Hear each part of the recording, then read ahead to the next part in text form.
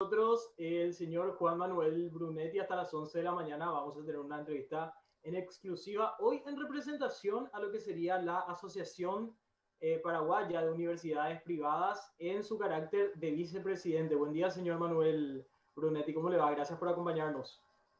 Buen día, José. Buen día, Juan Pablo. Es un placer siempre poder compartir con ustedes acá en 5 días y con toda la gran audiencia que cada día es mayor. Para nosotros también realmente, querido Juan Manuel Brunetti, y esta situación que venimos también con otros protagonistas del mismo rubro que hoy estás convocado para hablar con nosotros, preocupante la situación de la educación. Y esta semana nos tocó hablar con una doctora en educación, le hacía referencia también a ella de lo que nos dijo el líder sindical de los directores de colegio, el señor Mareco, la semana pasada aquí en este mismo espacio, que tenemos que cerrar todo y darle a cada uno su libreta y nos reencontramos el próximo año, no solamente por el tema de la pandemia, sino también por la crisis económica. ¿Les está afectando esto directamente, Juan Manuel?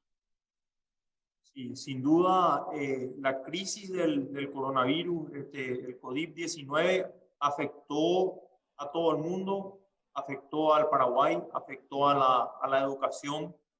Y hay que entender de que afectó a los estudiantes que vieron esa forma tradicional de estudiar, esa forma tradicional de compartir con sus compañeros modificada. Yo veo en mis hijos, Juan Pablo, sentirás en los tuyos, que en marzo, en abril, estaban deprimidos, estaban sumidos en una preocupación, les cambió el ritmo, el relacionamiento con sus amigos, con sus compañeros, con sus profesores. Siento que los colegios, en mi caso privados, espero que también los colegios públicos, las escuelas, se hayan adaptado eficiente y efectivamente a este proceso. Yo veo que hoy mis hijos están mejor. Yo veo que hoy mis hijos están recibiendo un mejor servicio que el servicio que recibían en marzo, cuando recién les golpeó la crisis y no sabían cómo sentarse, no sabían cómo adaptarse a ese cambio. Hoy siento que desde el punto de vista de los estudiantes, en las universidades, en los colegios, se ha logrado algún nivel de mejoramiento en cuanto al relacionamiento con sus docentes, en cuanto al proceso de enseñanza-aprendizaje. Los docentes, Juan Pablo, recibieron un fuerte golpe. Los docentes tuvieron que adaptar sus metodologías que quizás en muchos casos traían desde hace muchísimos años, metodologías que habían aprendido a desarrollar para poder transferir sus conocimientos, y de la noche a la mañana, cambiando su forma de enseñar, tuvieron que adaptarse a ese nuevo modo COVID de vivir. Por supuesto que las instituciones de educación primaria, secundaria, terciaria, instituciones públicas, instituciones privadas han tenido que adaptarse, y yo no estoy de acuerdo en que nosotros tengamos que cerrar y volver el próximo año. Creo que eso va a ser una muy mala señal. Yo creo que eso es rendirse ante la adversidad, y yo creo que nosotros como paraguayos nunca nos rendimos. Es una realidad muy diferente, también hay que decirlo, lo que tiene que ver con la educación primaria, secundaria, a diferencia de la educación superior. Creo yo que la gente mayor puede asumirlo con más madurez quizás, o con un mejor enfoque en lo que tiene que ver la educación, en un contexto donde no nos queda de otra, ¿no? Ahora, los resultados que arrojó realmente el director del sindicato de directores, en este caso, con respecto a quienes no pudieron pasar la primera etapa, estamos hablando del 40% de estudiantes, algo no está bien definitivamente en la educación primaria y secundaria del sector público, hay que aclarar esto. Señor Juan Manuel Brunetti, con respecto a lo que tiene que ver la parte arancelaria, sabemos que en una de las cámaras del Congreso se intentó reglamentar lo que tiene que ver el arancel en universidades privadas. ¿Ustedes en algún momento se sentaron como asociación a conversar acerca de ajustar un poco los precios en torno a la modalidad en la cual hoy día se está enseñando o se están dictando las clases? ¿Cómo se resolvió, se subsanó entre todas las universidades cuestión arancelaria? Yo creo que todas las universidades, o la mayoría de las universidades, ajustaron sus precios. Yo sé que todas las instituciones de educación superior sufrieron una situación económica, financiera complicada a partir del incremento de la morosidad, el incremento de la deserción. Evidentemente, la situación económica por la cual estamos atravesando, independientemente de que la situación sanitaria se está complicando, también la situación económica está complicada y eso afecta a las instituciones privadas que dependemos exclusivamente de ese ingreso. Nosotros defendimos la lógica de que no se puede obligar a una institución privada a dar un descuento con un porcentaje de 50% o 30%, o lo que fuese. Cada institución sabe qué descuento puede dar.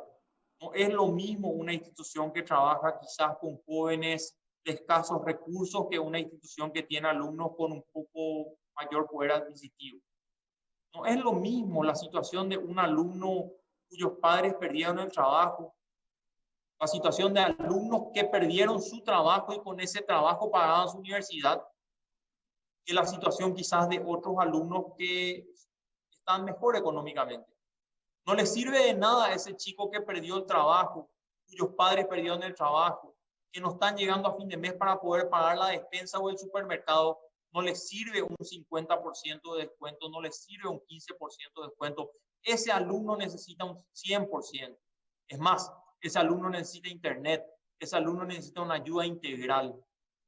Quizás un 15% o un 50% no le hace diferencia a un chico que económicamente puede pagar el 100%. Entonces la realidad es diferente. No se puede poner una misma regla para todo el sistema de educación superior público y privado, porque evidentemente tanto en las instituciones públicas como en las instituciones privadas tenemos jóvenes que están atravesando por distintas realidades en este momento.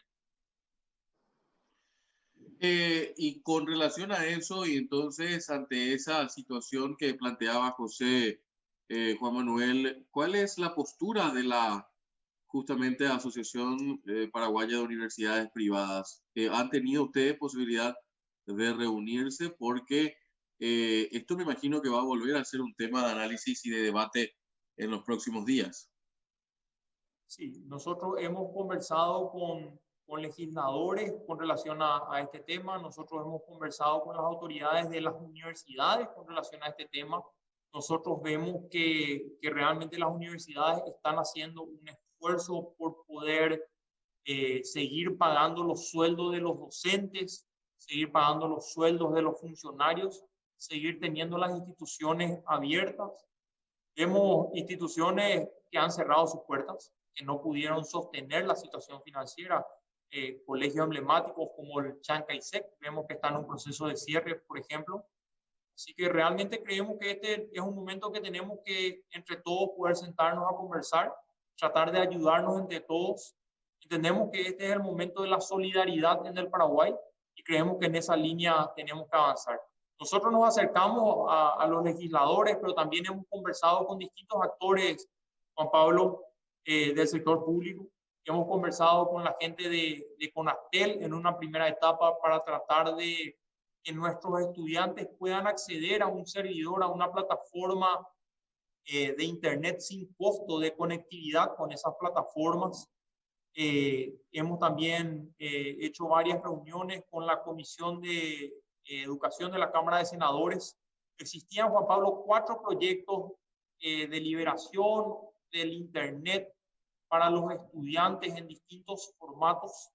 Y me parece que de manera inteligente los 4 proyectistas se sentaron, convocaron a las instituciones proveedoras de internet, trataron de encontrar un marco legislativo común entre los 4 proyectistas, pero también un marco legislativo que sea aceptable por estas proveedoras de internet.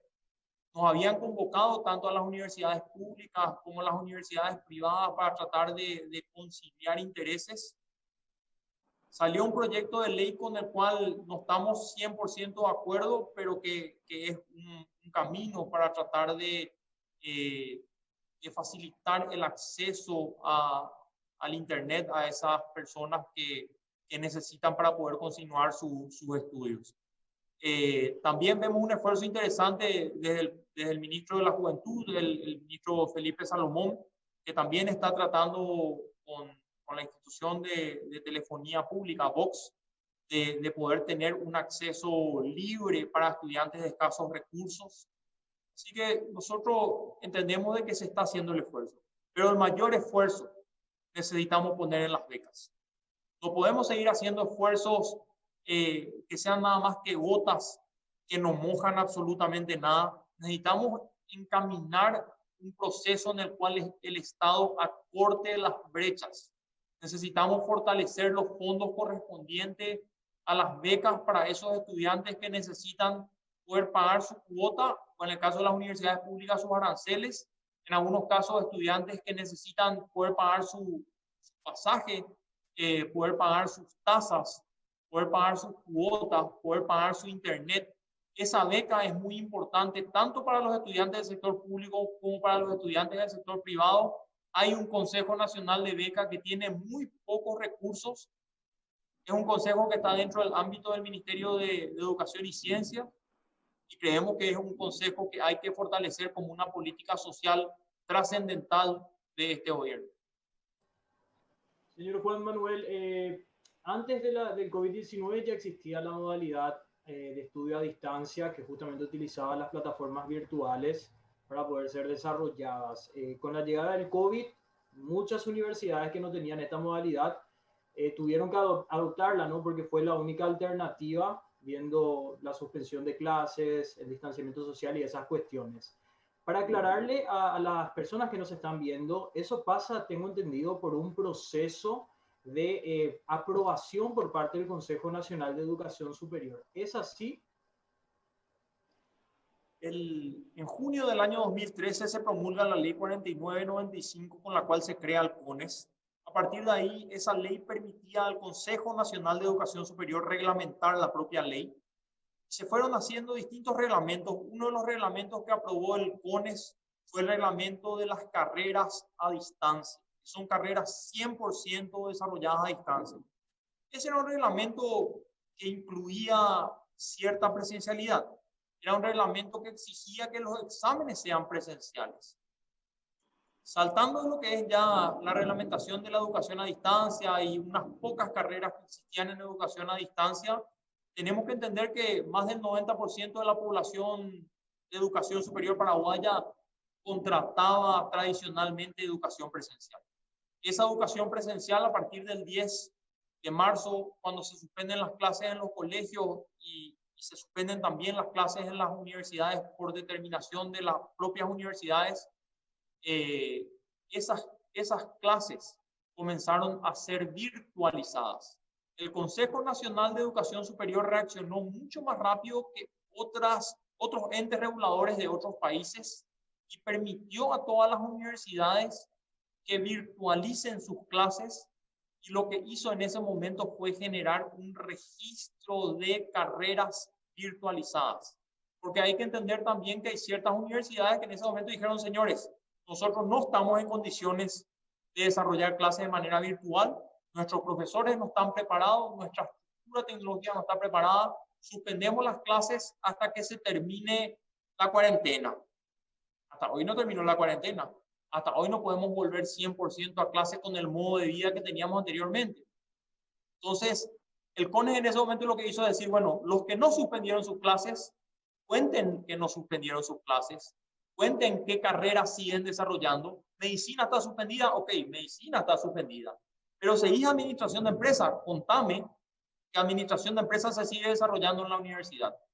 Entonces, se hizo un registro de las carreras que seguían funcionando virtualizadas. No son carreras a distancia, son carreras que se virtualizaron. Y ahora lo que está haciendo el CONES es una verificación en una segunda etapa de control de calidad, una verificación de que realmente ese proceso de virtualización se está haciendo de manera eficiente, con plataformas que funcionan, con docentes que efectivamente desarrollan sus clases, y no solamente que se registran notas o que se le entregan libretas a los alumnos diciendo que pasaron materias que realmente no han sido desarrolladas. Así que el trabajo, José, por la calidad de la educación en el Paraguay no es un trabajo sencillo. lo primero que hay que hacer es determinar qué significa calidad. Y en ese sentido, el control de calidad que está haciendo el CONES es verificando que las plataformas existan y que las clases de alguna manera se estén desarrollando.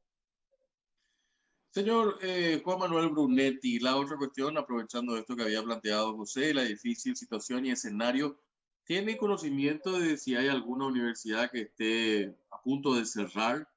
Porque también esa es una realidad que tenemos que ver. Pocos alumnos, situación económica compleja. ¿Están aguantando todavía para no cerrar algunas? Qué buena pregunta, Juan Pablo. Yo creo que en ese contexto, Paraguay tiene 55 universidades habilitadas y creadas por ley. Entre esas universidades hay universidades que nunca abrieron. Pero por otro lado, hay universidades que están funcionando y realmente no tenemos información de que una universidad como tal esté cerrando. Sí tenemos información que hay universidades que están cerrando algunas filiales en el interior o sedes en el interior, ya entendiendo de que no había forma de sostener financieramente la institución como un todo y comenzaron a cerrar esas sedes donde estaban financieramente más complicados y que era una mochila muy pesada para poder sostener en este periodo de crisis. Y ahí sobre ese punto nada más, ¿cómo fue el proceso justamente para ir reduciendo esas filiales y luego ir achicándose, como para que la gente pueda ir entendiendo? ¿Lo hicieron por carreras primero o ya directamente una comunicación? ¿Qué pasa con esos estudiantes que estaban estudiando esas carreras, señor Brunetti? De vuelta, el CONES tiene un reglamento por el cual se estructura el cierre de carreras o filiales, así como también en su momento el senador Enrique Riera, siendo ministro de Educación, había quitado una reglamentación para el cierre de escuelas y colegios. El Consejo Nacional de Educación Superior tiene un reglamento que implica que ese cierre se tiene que dar de manera ordenada, se tiene que cumplir académicamente con los estudiantes y se tiene que cumplir financieramente con los docentes. Las sedes que nosotros vemos que se están cerrando en algunas universidades son sedes que ya estaban con muy pocos alumnos. En ese proceso de virtualizar las carreras, cuando habían alumnos ya de cuarto año o de último año que le faltaban unas pocas materias, bueno, esas materias se están coordinando desde otra filial, como no hay presencia física, no hay una diferencia. Lo que sí hay es una disminución de costos para la universidad que deja de pagar quizás un alquiler, una luz, un internet, deja de pagar salarios en esa sede. Así que no hay un perjuicio, en ese caso académico, para el estudiante. Y si se paga todo lo que dicta el código laboral a los funcionarios, tampoco hay un perjuicio muy grande, digamos, para los funcionarios si es que cobran sus preavisos y lo que les corresponde. Señor Juan Manuel Brunetti, un escenario que hay que plantearse es el de que en el primer semestre del año que viene todavía no vamos a tener una normalidad relativa. Dos cuestiones, la vacuna de Oxford, vacuna de Rusia. La vacuna de Rusia no da demasiada confianza ya que lleva el nombre de un cohete, tengo entendido, que terminó explotando antes de salir al espacio. Lo más probable es que Paraguay sea proveída de la vacuna de Oxford mediante la producción en Argentina. Eso se daría recién entre enero y junio. El primer semestre del año 2021 termina en junio. Existe la posibilidad y el escenario de que todavía no se puedan volver a clases presenciales en caso de que no tengamos la estructura suficiente que dé una seguridad sanitaria al estudiante en este caso. Ustedes desde la asociación ya se plantearon de ir equipando las universidades en este tiempo, de modo a que cuando los estudiantes el año que viene vuelvan a las universidades ya haya un poco más de protección personal, un aislamiento, cubículos aislados. ¿Se están planteando ese escenario? ¿Quieres que te cuente algo, José? En educación superior, con la fase 3 del 24 de mayo, los estudiantes volvieron a las universidades. Te va a sorprender lo que te digo. Pero fíjate el protocolo. Nosotros volver a la normalidad, no creemos que la normalidad post-COVID sea lo mismo que era antes del 10 de marzo. En el mundo se están estudiando los modelos y ya las universidades más prestigiosas del mundo hablan de un modelo híbrido. Yo no creo que volvamos ni en marzo del 2021 ni en marzo del 2022 a la normalidad pre-COVID. Yo creo que nosotros ya vamos a migrar a un modelo híbrido. Las universidades van a tener que entender de que las clases que se pueden dar a distancia es mucho más eficiente dar a distancia. Yo siempre tomo el ejemplo, en nuestro caso, de legislación agraria. Para dar una clase de legislación, que mayormente una clase leída, quizás podemos seguir desarrollando esa clase a distancia. Ahora, cuando hay que practicar inseminación artificial o palpación en animales, ahí es un poco más difícil esa clase puntualmente, que es una clase muy práctica, poder desarrollarla a distancia. Y ahí es donde entramos al modelo híbrido. Yo veo, y en la Asociación Paraguaya de Universidades Privadas, APUP, vemos entre todas las universidades socias de que vamos a migrar a un nuevo modelo, a un modelo híbrido, en el cual las clases teóricas van a ser desarrolladas de manera ya a distancia, y eso posiblemente va a ser permanente. La exigencia de tener asistencia física presencial a clases donde se para un profesor enfrente y los alumnos están sentados en una silla dentro del mismo salón, creemos que no va a volver de la misma manera. Sí vamos a tener que garantizar nosotros desde las universidades el desarrollo de las clases de laboratorio, el desarrollo de las prácticas profesionales, pero por sobre todas las cosas nos vamos a lo mismo. Acá lo que las universidades tienen que garantizar cuando entregan un título es que ese joven que tiene un título en la mano realmente tiene el conocimiento, y el título solamente garantiza el conocimiento que lleva el alumno. La presencialidad no es lo que está garantizada con el título, está garantizado el conocimiento. Una de las cuestiones también que me parece interesante ver en este proceso de más de 160 días, que nos recordaba hoy José, 164 días para ser exacto, de la cuarentena, Juan Manuel, lo veía hace un tiempo a País Ramírez, creo que lo conoces, yendo a dialogar con el ministro Peta, buscando soluciones también para el sector de los colegios privados. ¿Ustedes han tenido chance también de hablar con las autoridades del Ministerio de Educación, a ver qué ayuda les pudieran dar en este proceso como ente rector de la educación terciaria también en el Paraguay? Realmente un genio País Ramírez.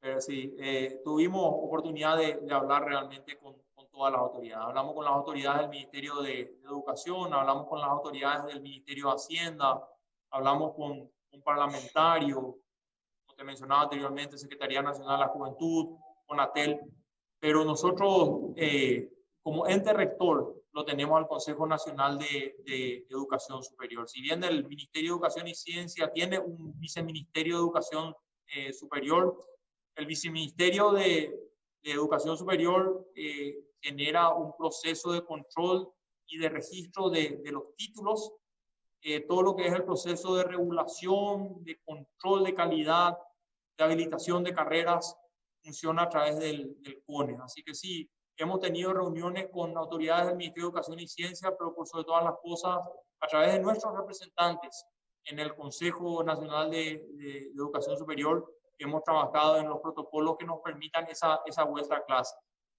Vuelta a clase, como le decía José, a partir de la fase 3, para una clase de laboratorio. Son clases que se tienen que desarrollar con no más de 10 alumnos.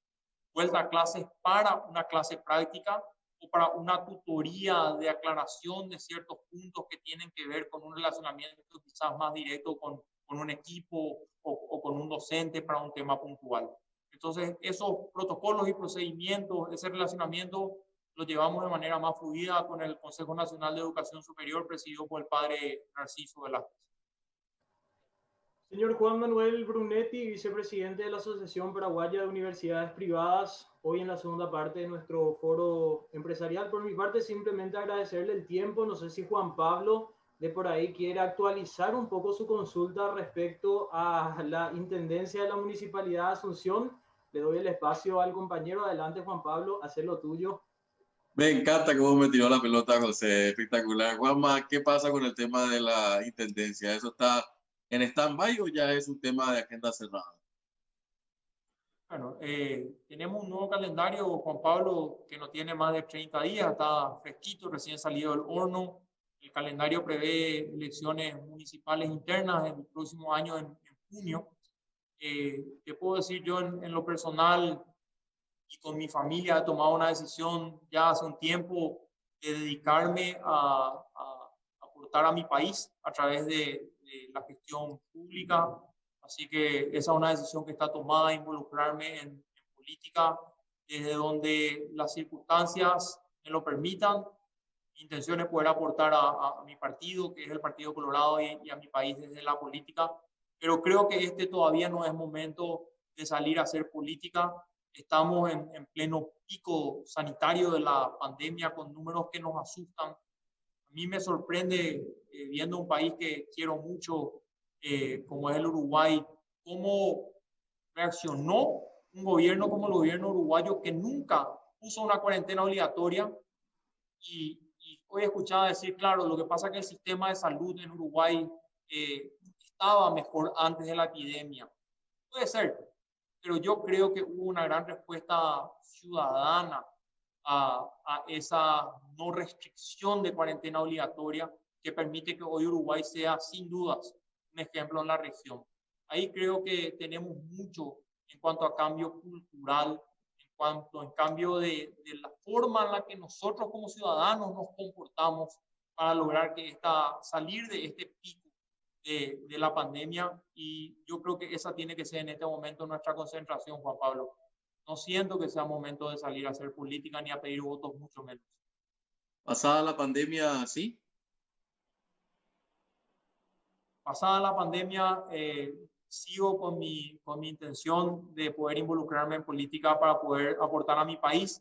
No te puedo decir hoy desde dónde, pero voy a hacer el esfuerzo de poder aportar a mi país desde donde me toque, así como ustedes lo hacen desde la comunicación. Mi intención es hacerlo desde la política de acá en adelante. Mi querido Juanma, muchas gracias por tu tiempo. José, Juan Pablo, muchísimas gracias a ustedes por el contacto y siempre a vuestras gratas órdenes.